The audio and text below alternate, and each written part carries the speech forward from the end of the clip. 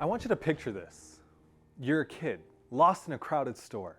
The aisles stretch endlessly and panic starts to set in until you see that familiar face in the distance. Your parent spots you, rushes over and pulls you into a hug that makes everything feel right again. That moment of rescue and relief is just a glimpse of what we're going to talk about today. A love that pursues, finds, and welcomes. So if you've ever felt lost, you're in the right place. Join us today on Lenses of Love.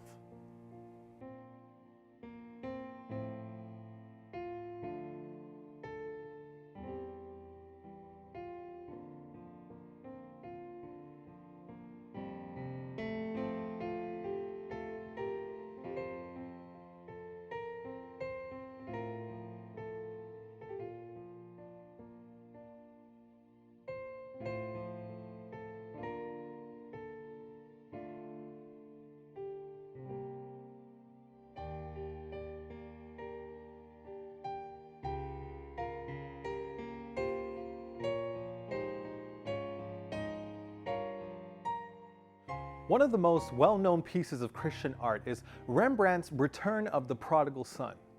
What's interesting is that this wasn't his first take on the story. He actually painted a version of it years earlier when he was around 30 years old. That first painting had a completely different vibe. It was set in a bar full of bright colors and showed the prodigal boy in a wild, carefree moment, holding a drink in one hand and sitting with a woman on his lap. Rembrandt even painted his own face as the prodigal son, clearly identifying with that phase of life, that young, living for the moment type. But when Rembrandt painted the Return of the Prodigal Son again towards the end of his life, everything changed. The colors became darker, the energy more somber, and the entire mood heavy with reflection. You can sense the brokenness of the prodigal as he returns home. But even more than that, you feel the overwhelming compassion of the father. The focus has shifted entirely from the prodigal's wild living to the father's grace and mercy. And here's the most significant part. This time, Rembrandt didn't paint himself as the prodigal. He deliberately left his own image out of the painting, and biographers say that was by no accident. By then, Rembrandt had come to understand something deeper about the story. He didn't want the painting to be about him anymore. He wanted everyone who saw it to recognize themselves in the prodigal's journey, and more importantly, to experience the Father's unending love.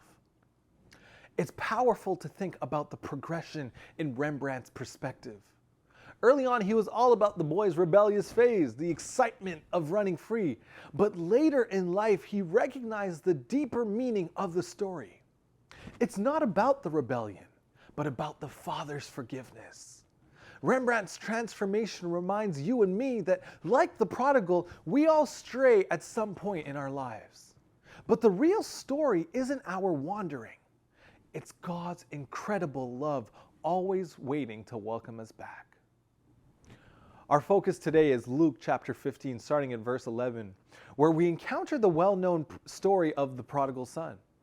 Often we think that the main character here is the rebellious son, but as Rembrandt came to realize, the story's true center is the father. The word prodigal is also commonly misunderstood. Many think of it as meaning run away, but it actually means recklessly wasteful. The son spends his inheritance carelessly, but this story isn't just about his reckless actions. It's also about the prodigal, the lavish love of the father. The father's love defies logic and tradition. As wild as the son's spending is, the father's love is even more unrestrained and boundless. The parable invites us to see God's love as truly prodigal, giving, welcoming, and forgiving to a degree that surpasses anything we can imagine. So, beginning at verse 11. There was a man who had 2 younger sons, and the younger of them said to his father, "Father, give me the share of property that is coming to me." This story gives us a clear view of what sin looks like, almost like a blueprint with three main parts. The first is a craving for independence. The son decides that he's had enough of his father's house. He's ready to go do his own thing, free from guidance or support. I mean, I get it. I remember feeling the same way when I was younger, wanting to experience life on my own terms. But the reality check came fast. Freedom also means responsibility. It means bills. There's once a pastor who said something powerful about sin that really stuck with me, breaking it down by looking at the word itself. The middle letter of sin is I, because at its core, sin is about putting ourselves at the center. It's when I want control. I want things my way, on my timeline, and for my gain. When we're focused on I, God gets pushed aside. The son's desire for independence was really about making himself the center. But what he failed to see is that the real freedom and fulfillment, they don't come from cutting ties with God. The second piece of the anatomy of sin we see here is the desire for instant gratification. See, the son didn't want to wait for his inheritance. He wanted it immediately. And often that same impulse entangles us in sin. We think, I need this now. I can't wait for it. Waiting is uncomfortable. It takes patience and trust in God's timing, which often isn't as fast as we'd like. The book of Hebrews gives us a vivid example of this with the story of Esau. He was so hungry after a day of hunting that he traded his birthright, his family's inheritance and blessing for a single meal. That's like trading a priceless family heirloom for a burger at Wendy's. It's a reckless deal and one he later regretted deeply. But at this moment, his hunger made him impulsive, sacrificing long-term blessings for a temporary fix. Esau's story is a cautionary tale about how easily we can let immediate desires jeopardize what God has in store for us. We may think, no, I'll just give in this once. But sin's promises are always deceptive and always leave us craving more. When we prioritize what feels good right now, we sometimes end up bypassing what could truly fulfill us. It's human nature to want things quickly, but sometimes the best things take time. They take patience and trust in a bigger picture. Our natural impulse is to grab onto what we see in front of us instead of waiting for something better. But this often means missing out on the deeper joys that come with God's timing. Think of it like rushing to eat a fast meal instead of waiting for a carefully prepared feast. It might satisfy in the moment, but it doesn't offer the richness or lasting enjoyment of something patiently crafted. Sometimes the very act of waiting gives us clarity and reveals the incredible value of what we're holding out for. In this story, we see a young man who, like all of us at times, chose immediate pleasure over the deeper joy that came with time and responsibility.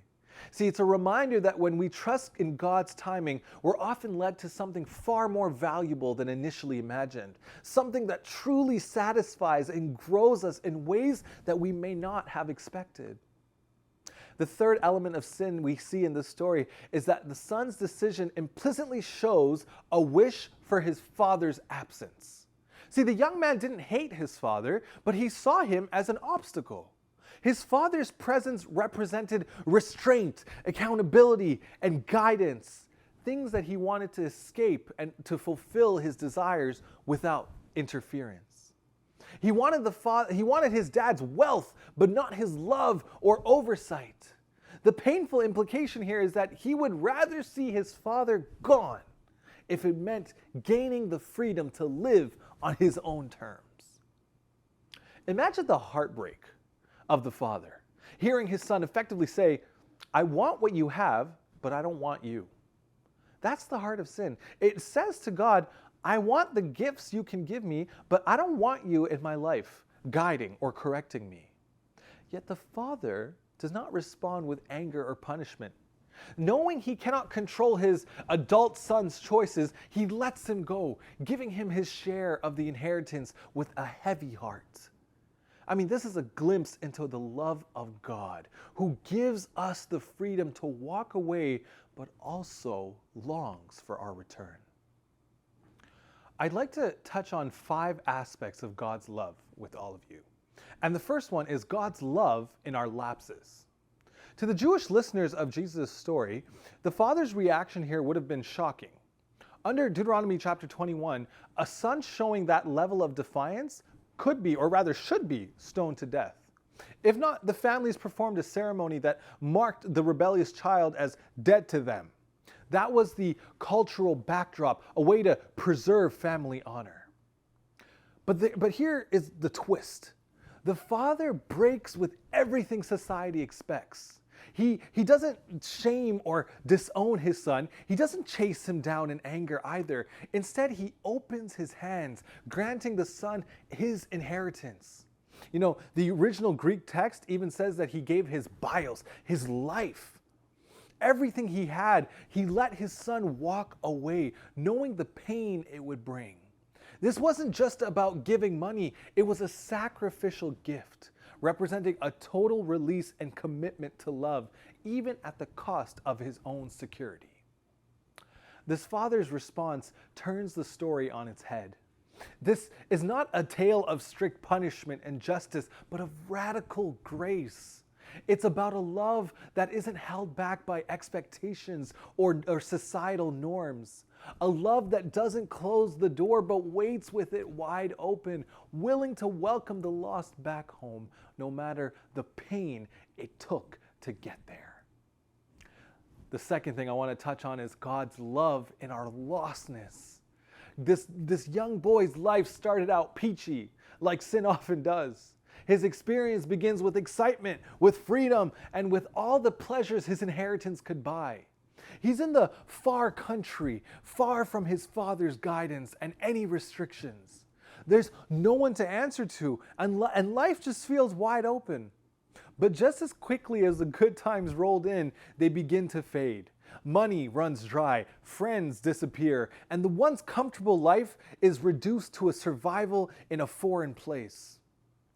Sin often works this way. You know, it promises thrill, but in the end, it ends with emptiness.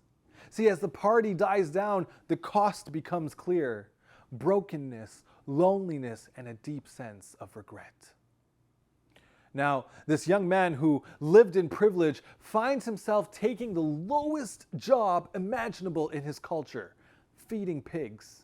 See, in Israel, pigs were seen as unclean animals, a symbol of defilement. Yet here he is in the pig pen, reflecting on his choices and wondering how he wound up so far from home. It's a feeling that many of us can relate to. Perhaps you're in the pig pen season 2, tangled in a struggle or habit that promised fulfillment but left you feeling more lost. Maybe it's a destructive relationship, an addiction, or a path that initially looked promising but now has you questioning everything. But here's where the beauty of this story truly shines. When the son wanders in his darkness, his father's love remains steady.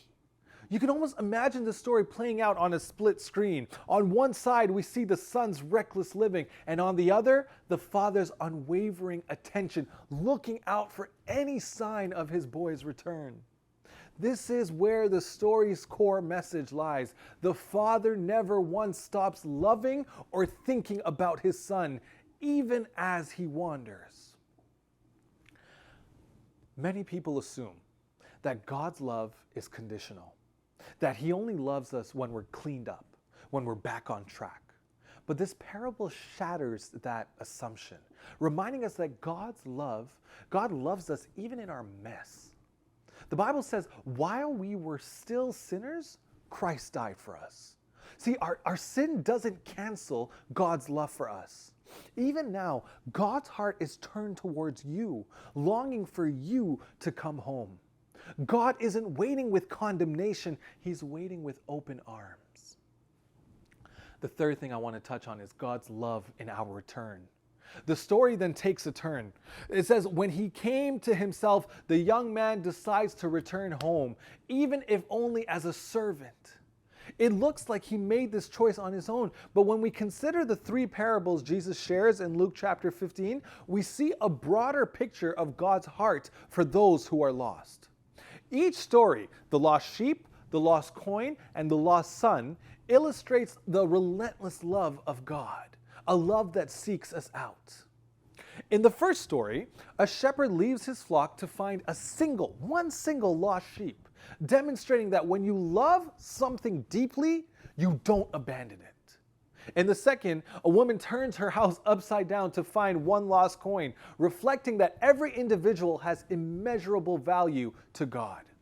And in this third story, the climax of Jesus' parables, we see a father waiting, hoping, and scanning the horizon for his son's return.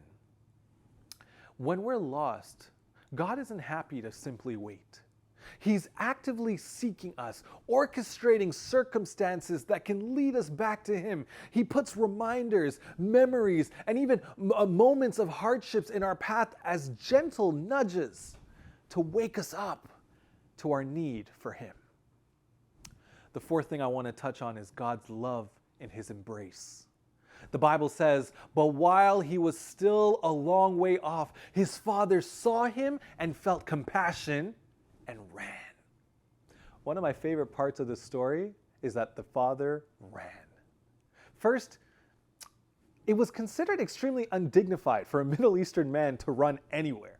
Running was for children. Also, running required men to hike up their robes and expose their legs, which was considered humiliating at the time and disgraceful. The reason he was running was even more significant. Remember, it was a very serious matter for a Jewish young man to lose his family's inheritance in a foreign land.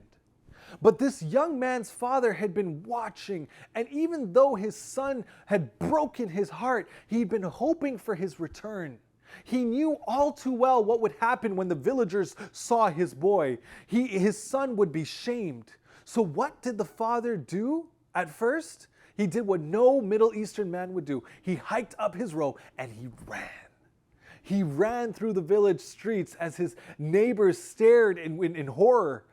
He ran as young boys began running along behind, shouting and mocking him in his shame. He ran ahead of the crowd as they moved toward his filthy son. He ran ahead of all that was reasonable and fair. He ran ahead of justice, taking his boy's shame upon himself. Remember, friends, by Jewish law, the son should have been stoned for the level of dishonor he showed. But the father wraps his arms around him in a huge protective bear hug, putting himself between his son, and any possible punishment. It's like he's saying, if you're throwing stones, they'll have to hit me first. Imagine that. God isn't just standing there with crossed arms, waiting for us to get it together. He's actively coming towards us, arms wide open, ready to protect, to forgive, and to restore. The Father's embrace here is a glimpse of God's heart for us, a love that doesn't hold back or stand on formality, but runs out to meet you and me. The final thing I want to touch on here is God's love in His renewal. The Father doesn't just welcome His Son back, He showers him with 3 awesome gifts: a robe, a ring, and sandals. I want you to really think about this. Not only does He hold back punishment, but He lavishes love, forgiveness, and gifts. You guys, this is the heartbeat of the Christian message: grace. It's God not only holding back the judgment that you and I deserve, but filling us with His goodness beyond what we could ever earn or imagine. Let's break it down. The Father's robe, a symbol of honor, replaces the Son's shame. The ring signifies restored authority, a symbol of family, of identity, of belonging. The sandals, only worn by sons and never slaves, signal His full restoration to family status, a place of privilege. And here's the powerful part. This wasn't taken from some surplus. The Father absorbed the cost Himself, symbolizing God's own sacrifice. This is a glimpse into the cross. Jesus took our shame, he wore our guilt, and he absorbed the debt of our sin so that we could be saved. Through the cross, friends, God proves to be the ultimate prodigal, recklessly generous in love, extravagant in grace. He doesn't ask us for repayment. He runs towards us, embraces us, and clothes us with his love and his power. This is the God who doesn't hold back. He gives, he forgives, and he embraces us with open arms. The Father's gifts weren't merely for show. They signified acceptance. It signified restoration and redemption. I mean, imagine the weight of that for a son who came back with nothing, expecting rejection or at least harsh rebuke. The Father doesn't withhold anything, but instead he pours out a love that goes beyond reason. This is God's heart towards us. When we might expect condemnation, he offers celebration. When we assume we're disqualified, he grants you and I dignity.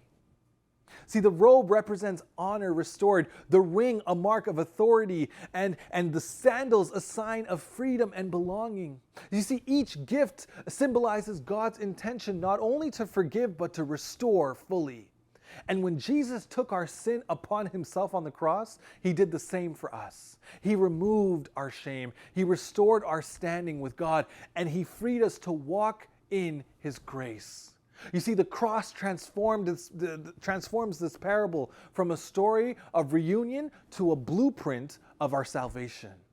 Through Christ's sacrifice, God's reckless love clothes, crowns, and calls us back to him in wholeness, proving once again that he is the true prodigal, extravagant in love beyond our wildest understanding. As I close, I keep coming back to the lyrics of a song called How Deep the Father's Love for Us. This song and this story of the prodigal son give us a powerful picture of God's boundless love.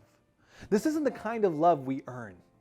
It's not dependent on how good or how worthy we are. This is a love that sees us at our lowest and reaches down to pull us up, meeting us in our brokenness and leading us back home. In the line of the song, how vast beyond all measure, we get a glimpse of the magnitude of this love. Think about the times you've doubted yourself or messed up. We know that feeling, wondering if we're good enough or if forgiveness is even possible. Yet God's love reaches into those places, replacing our shame with his acceptance. Just like the father who ran to his son to welcome him home. It's a grace that doesn't hold our past against us, but meets us with open arms. God's love can be hard to wrap our minds around, especially in a world that tends to be transactional. We're used to thinking love has to be earned, but the Father's gifts to his son, a robe, a ring, and sandals, are symbols of honor. They're symbols of acceptance, restoring him far beyond anything he deserved.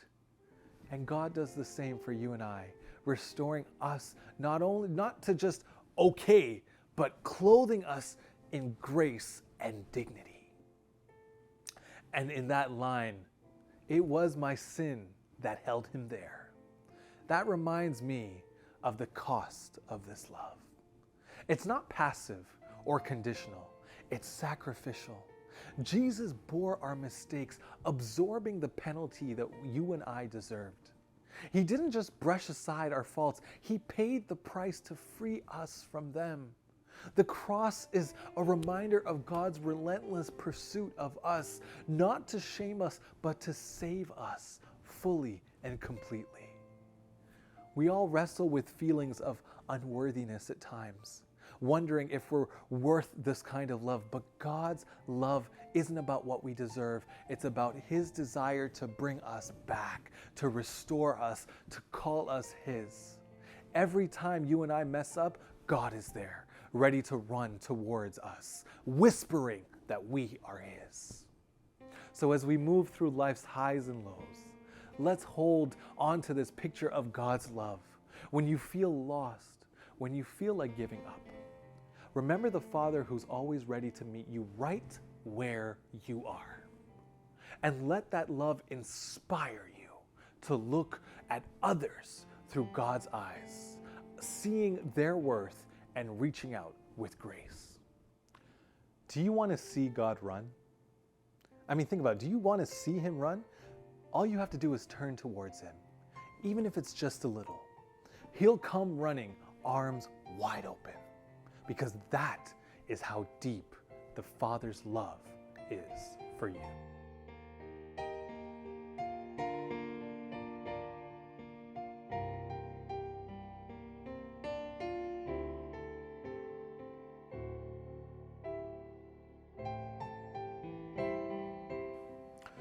I hope you were inspired by today's program. I'm so grateful that you joined us on Lenses of Love. If today's episode touched your heart, I want you to consider becoming an agent of hope. Your donation not only keeps Lenses of Love on the air, but it also supports other programs designed to uplift and guide viewers on their spiritual journeys. From production to set design, any gift that you can give helps with every detail that goes into creating meaningful content. You can donate by visiting agentsofhope.ca, where you'll find secure options for debit, credit, Google Pay, and Apple Pay. And if you prefer offline methods, send an e-transfer directly from your bank account to agentsofhope@hopetv.ca. That's agentsofhope@hopetv.ca. You can always mail a check to us as well at Hope Channel Canada, 1148 King Street East, Oshawa, Ontario, L1H1H8. If you have any questions, feel free to give us a call at 1-855-4-HOPE-TV. That's 1-855-446-7388. And please be sure to check out hopestudy.ca, an enriching resource for those wanting to deepen their understanding of God's Word. Your partnership as an agent of hope is a gift that changes lives, bringing faith and joy to homes across the country. Whether you're new to the faith or you want to deepen your relationship with God, hopestudy.ca provides a welcoming platform to explore the Bible. With lessons that tackle real-life questions about meaning, purpose, and love, these studies bring biblical insights to your everyday life. Journey through topics at your own pace as hopestudy.ca guides you towards a greater understanding of God's love and helps you build a faith that endures.